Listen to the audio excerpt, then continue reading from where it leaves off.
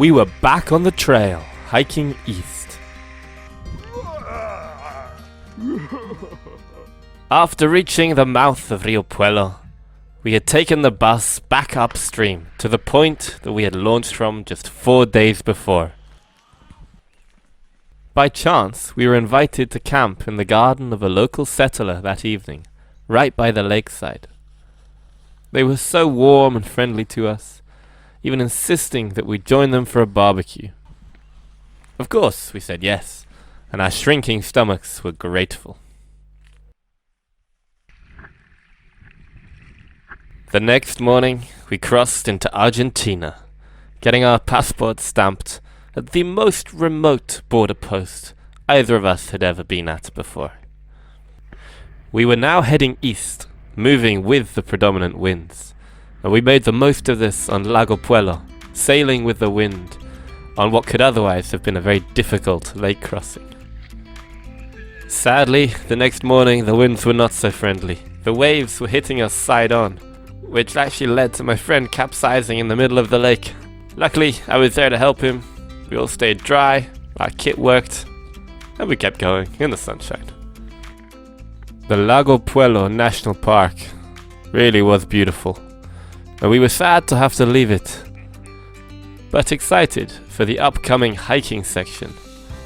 To continue on our packrafting route and reach the next lake, we had to first hike over a mountain pass that stood in our way, carrying the boats with us, of course.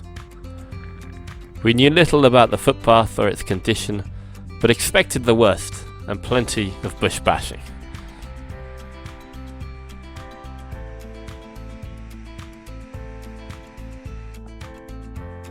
The first day of hiking was hot, but at least we had a good trail. There had clearly been some donkeys on it or mules before, and we made good progress. The woods were beautiful and full of wildflowers, and it felt so good walking in the shade.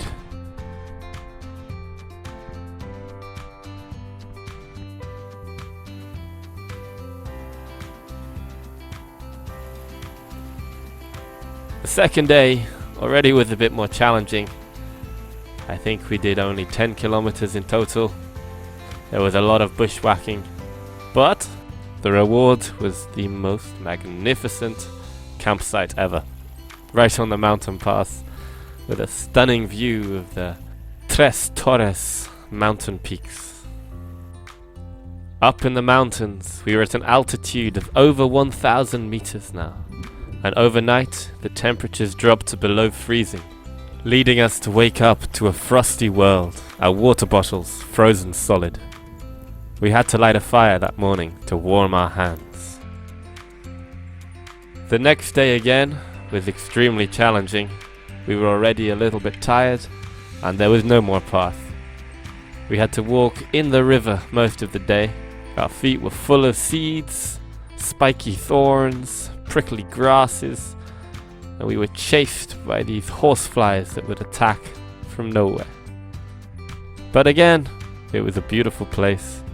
This was the true wilderness we had come to be in, and I think my fondest memories will be of this mountain crossing, just because it was so tough and it was a challenge. And in hindsight, you always look on these things with rose-tinted glasses. Finally, on our last day, we were hiking back downhill towards open water. Very relieved, we set out paddling across Lago Cholila, a lake with beautiful clear waters. This was outdone, however, by how clear the water was on the river. Rio Carilaufu was just something else in terms of water clarity.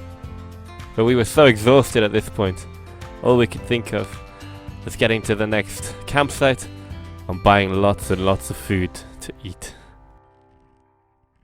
Once again, please do subscribe if you haven't already. There will be more videos coming soon of our Patagonian adventure, and I wouldn't want you to miss them. Thank you for watching.